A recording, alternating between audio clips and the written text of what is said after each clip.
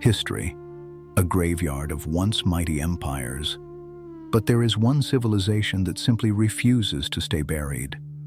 From the scorched earth terror of the Mongol hordes to the fire and iron of Alexander the Great, the world's most ruthless conquerors arrived with a single goal: total erasure. Yet, in defiance of every historical law, these invaders met a strange fate. They didn't destroy Iran. They were slowly, steadily digested by it. This is the story of the indigestible empire, a 7,000-year-old flame that no storm in history has been able to put out. To understand how, you must first close your eyes and imagine a plateau, ringed by ancient mountains, where the wind carries the scent of saffron and wild roses. This is the Iranian plateau, and for more than 7 millennia, it has been the stage for one of the most astonishing stories in all of human history. Empires have risen here. Empires have fallen here. But every single time, the greatest armies of the ancient world marched across these sands, certain they would finally erase what stood before them. Something happened that defied the laws of nature. The conquerors would begin to change. They would start speaking Persian, building Persian palaces, and praying in mosques designed by Persian hands. This is the story of how a civilization refused to die, how it bent like a reed in the storm, but never broke. This is Iran. To understand Iran, you must go back further than most people dare. Archaeological excavations at sites like Jiroft and Sialk reveal urban settlements dating back 6,000 to 7,000 years, standing shoulder to shoulder with Mesopotamia and Egypt as a true cradle of civilization. The first major power here was Elam, centered at the ancient city of Susa. In the 23rd century BC, after war between Elam and the Akkadian king Naram-Sin, the two sides did something extraordinary. They sat down and signed a written peace agreement, the first international treaty in recorded human history. Diplomacy was born on Iranian soil.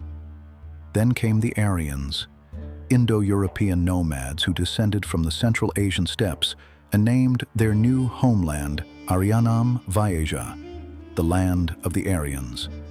Over millennia, that name became Iran. And in these mountains and valleys, they gave the world its most revolutionary idea, Zoroastrianism. Long before Christianity or Islam, the prophet Zarathustra declared that the universe was a battlefield between Ahura Mazda, god of light, truth, and order, and Ahriman, the spirit of darkness and lies. More radically, he declared that time was not a circle, it was a line. It had a beginning and would have an end, a final judgment, a victory of light. When the Persians later freed the Jewish people from Babylonian captivity, these ideas flowed into Jewish theology, then into Christianity, then into Islam. The moral structure of time that billions of people live inside today was first mapped here, on the Iranian plateau. In 550 BC, a man named Cyrus changed everything. When he conquered Babylon, the most powerful city on earth, he walked into its temples and bowed in respect. He freed the Jewish people held in captivity, gave them gold from the royal treasury, and sent them home to rebuild their temple. He posted his declarations on a clay cylinder that archaeologists recovered thousands of years later. Scholars today recognize it as the first written declaration of human rights in history. His successor, Darius I, expanded the empire from India to North Africa, nearly half the world's population under one rule.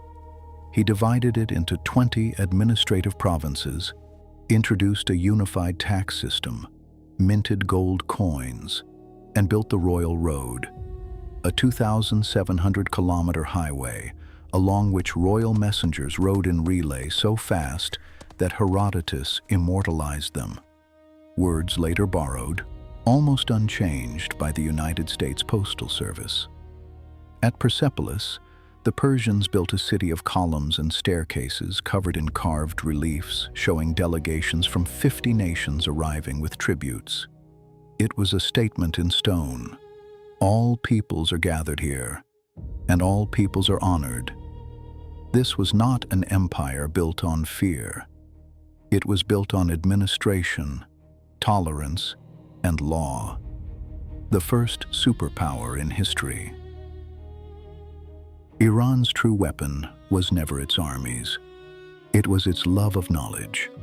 The Academy of Gondishapur, founded under the Sassanid dynasty, was the most advanced center of medicine and science in the ancient world.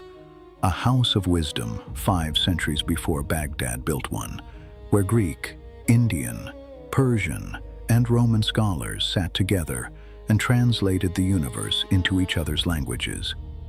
The physician Ibn Sina, Avicenna, produced a canon of medicine that served as the primary medical textbook in both Islamic and European universities for over 600 years.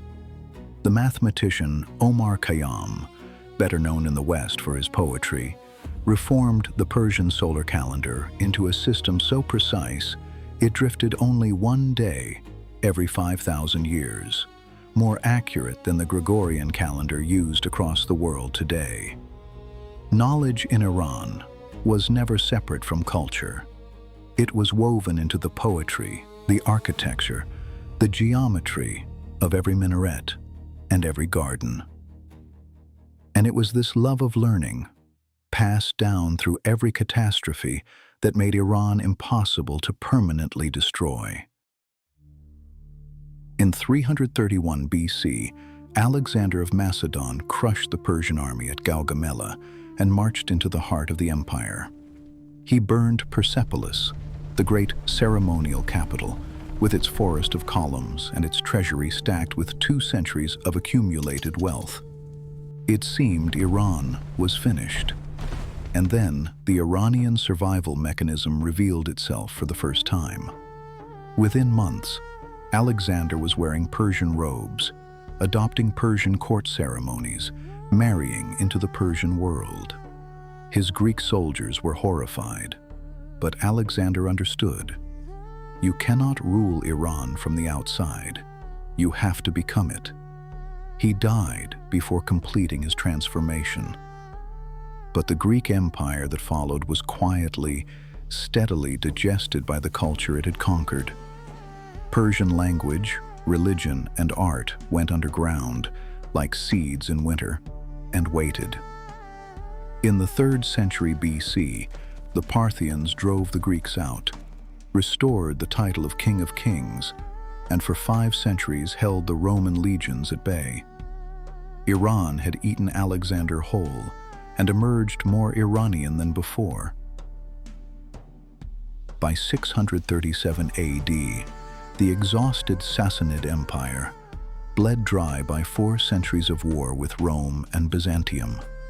The armies of the early Islamic Caliphate were not large by the standards of the great empires, but they were unified by a faith so total, so consuming, so electrifying in its simplicity and its moral clarity, that they swept across the exhausted Sassanid defenses like wind through tall grass. The last Persian Shah fled east and was murdered beside a river in the dark. Iran fell. The Umayyad Caliphate pushed hard for Arabization. Persian was sidelined. Arab governors held power. For any other culture, this would have been the end, as it was for Egypt and Syria, which became permanently Arabized. But the Persians waited, and when the Abbasids overthrew the Umayyads in 750 and built their new capital on the Tigris, they built it using Persian engineers, staffed it with Persian administrators, and organized it on Persian models of governance. That city was Baghdad. With its founding, Iran's second conquest began, not of territory, but of culture. Persian administrators ran the Abbasid state.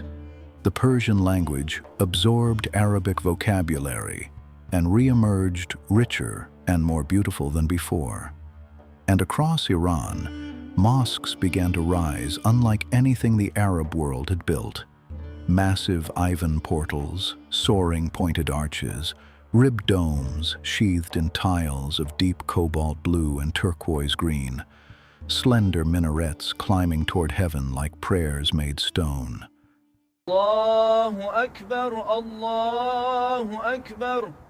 The call to prayer echoed from minarets in Isfahan, in Nishapur, in Shiraz, cities whose names had been Persian for thousands of years before Islam arrived. Iran did not merely survive the Arab conquest. It became one of the great cultural heartlands of the Islamic world, shaping it through language, architecture, scholarship, and poetry, and giving the world blue-tiled mosques and some of the most transcendent verse ever written. In 1220, Genghis Khan arrived. What followed was not war, it was erasure.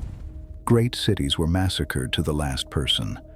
The ancient underground irrigation systems, khanates built over 2,000 years, were deliberately destroyed. Modern estimates suggest Iran lost a third to half its total population. It was an ecological and demographic catastrophe without parallel. And yet, when Hulagu Khan founded the Mongol Ilkhanate over Iran, his grandson Ghazan converted to Islam in 1295. He built mosques. He rebuilt the irrigation systems his grandfather had destroyed. He commissioned Persian language histories of his own dynasty. The blue-domed mosques rose again. The minarets climbed back to heaven. Then, Tamerlane came, building towers of skulls, massacring Isfahan in a single day. And then, like every conqueror before him, he stole Iran's greatest architects and craftsmen to build his own palaces in Persian style, sheathed in the unmistakable turquoise blue tile of the Persian tradition. His descendants presided over a Persian Renaissance in Herat and Samarkand. Iran had survived Tamerlane the same way it survived everyone, by being simply too beautiful, too deep, too essential to destroy. In the year 1501, a 14-year-old boy rode into the city of Tabriz at the head of an army, dressed in crimson silk and wearing a tall red cap wrapped in 12 white folds of cloth. His name was Ismail. He was the master of a Sufi religious order that had been quietly building power in the mountains of Azerbaijan for over a century. And on the day he entered Tabriz, he declared something that would change the map of the Islamic world forever.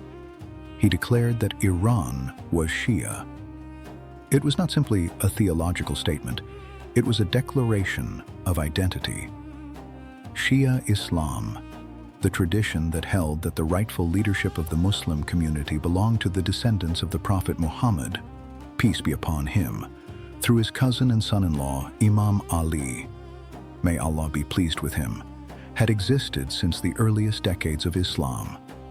But it had always been a minority position in the Islamic world, outnumbered and often persecuted by the Sunni majority. Shah Ismail made it the official state religion of Iran, and he made it compulsory. The Safavid empire that Ismail founded lasted over 2 centuries, and under it, Iranian Islamic culture reached perhaps its greatest flowering. The city of Isfahan became the capital, and Shah Abbas the Great, arguably the greatest of all the Safavid rulers, who reigned from 1588 to 1629, transformed it into one of the most beautiful cities in the history of the world. The Imam Square of Isfahan, Nakshi Jahan, was laid out as one of the largest public squares ever built, nearly twice the size of St. Peter's Square in Rome. Around its perimeter rose structures of heartbreaking perfection. The Shah Mosque, built between 1611 and 1629, is sheathed entirely in tiles of deep cobalt and turquoise blue. each one hand-painted with intricate geometric patterns and arabesques that spiral into infinity. Its enormous dome, measuring nearly 53 meters high, is tilted at a slight angle from the entrance portal so that it faces Mecca precisely, a gesture of faith written into the geometry of the building itself. Stand inside it and clap your hands. The sound echoes back to you 7 times, each echo diminishing, a sonic prayer built into the architecture. The 2 minarets of the Shah Mosque rise from the entrance portal like exclamation marks addressed to the sky. They are sheathed in tile from base to summit, cobalt blue, turquoise, white, gold, and at the top, the muezzin would climb before each of the 5 daily prayers and send the call to prayer ringing out over the city. In the morning light, those minarets catch the sun and glow. In the evening, they turn copper and gold against the darkening sky. The Ali Kapu Palace stands across the square, its tall porch supported by 18 slender columns, looking out over the polo ground where the Shah himself played on horseback. The bazaar that runs along the northern edge of the square is a vaulted tunnel a kilometer long, its brick ceiling pierced by round skylights that send shafts of light down through the smoke of the braziers and the steam of the tea houses, turning commerce into theater. A French jeweler named Jean-Baptiste Tavernier visited Isfahan in the 1660s and wrote that it was, without question, one of the most magnificent cities he had ever seen. The English ambassador Thomas Herbert called it a paradise. The Persian phrase, coined during this era, "Isfahan is half the world," was not boasting. It was simply reporting a fact. And running through all of this, through the tilework and the poetry and the philosophy of the Safavid age, ran the same current that had always run through Iran: the refusal to be absorbed, the insistence on being the one who absorbs. The Safavids had been Turkic in origin, like the Mongols before them. They had arrived in Iran as outsiders. Within a generation, they were more Persian than anyone. The faith of Islam had arrived in Iran as a conqueror 7 centuries before. It had left as something deeply rooted in Iranian culture, expressed through Persian language, Persian poetry, Persian art, and a long tradition of learning, beauty, and spiritual reflection. The minarets still call. The blue domes still shine. The poems of Hafiz are still recited at Iranian tables on the eve of the new year. The flame has never gone out. The Safavid dynasty that built Isfahan did not last forever. By 1722, Afghan forces stormed the capital and the empire collapsed from within. But from the chaos that followed, one extraordinary figure emerged: Nader Shah. A soldier of genius who rose from nothing, he reunited Iran by sheer force of will, drove out the Afghans, pushed the Ottomans back, and then marched all the way to Delhi, sacking the Mughal capital and returning with the peacock throne and the Koh-i-Noor diamond. For a brief, blazing decade, Iran was again a military superpower. But Nader Shah ruled by the sword and died by it, assassinated by his own officers in 1747. The empire he built dissolved almost as fast as he had assembled it. After decades of instability, the Qajar dynasty took control in 1789 and ruled Iran for over a century. They were not builders in the tradition of the Safavids. Under the Qajars, Iran entered a slow, painful period of decline, losing the Caucasus territories of modern Georgia, Armenia, and Azerbaijan to the Russian Empire in devastating wars, signing humiliating treaties, and watching foreign powers treat Iranian soil as a chessboard. Then came a new kind of threat, one that did not arrive on horseback. By the 19th century, two industrial empires had fixed their eyes on Iran, Russia from the north and Britain from the south. They did not come to burn cities. They came with treaties, loans, and concessions. British companies pumped Iranian oil while Russian troops stood in the north. The country did not lose a battle. It lost itself slowly, in ink. Iran had survived Genghis Khan. Now, it had to survive the quiet violence of colonialism. But Iran would not be Iran if it did not find a way out. In 1925, Reza Shah Pahlavi seized power and charted a hard course toward modernization and independence. And in 1935, he made a move that shook global diplomacy. For centuries, the Western world had called this country Persia, a name heavy with exoticism, with fairy tales, with a place that belonged to the past. Reza Shah sent a directive to every embassy in the world. The country's name is Iran. It has always been Iran. Call it by its true name. It was not a linguistic correction. It was a declaration. We are not your exotic colony. We are a civilization with ancient roots and a future, and you will reckon with us on our own terms. The 20th century would test that declaration severely. A CIA-backed coup in 1953 toppled Iran's democratic government. Decades of foreign interference and political pressure ultimately led to the explosion of 1979. The Islamic Revolution brought down the monarchy and raised a theocratic republic in its place. Relations with the West fractured. Sanctions followed. Then, 8 brutal years of war against Iraq, fought largely alone. And through all of it, the coups, the revolution, the war, the isolation, the poets were still recited. The mosques were still full. The language was still spoken. The blue domes still shone above cities that have been Iranian for 3,000 years. The world has struggled to understand Iran ever since. It sees the geopolitical tensions and mistakes them for the whole story. But the whole story is 7,000 years long.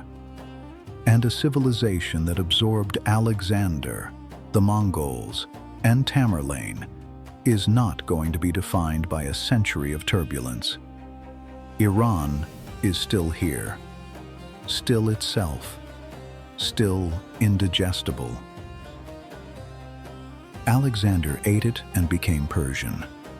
The Arab conquest changed Iran, but Iran also left a deep imprint on the Islamic world through its language, culture, scholarship, and traditions of governance. The Mongols burned it to the ground and then sat in the ruins and built mosques.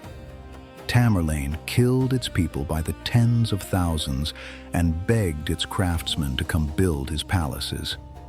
Every conqueror, without exception, made the same discovery. You can kill Iranians, but you cannot kill Iran. The civilization that invented international diplomacy, that gave the world the concept of linear time and moral history. That survived Alexander, the Caliphate, Genghis Khan, and Tamerlane. That wrote the most beautiful poetry in the medieval world and built the most magnificent mosques in the history of Islam. This civilization is still here, still speaking the same language it spoke 1,000 years ago, still reciting the same poets, still building minarets that climb toward the same sky. The flame of Iran has never gone out. It was never going to.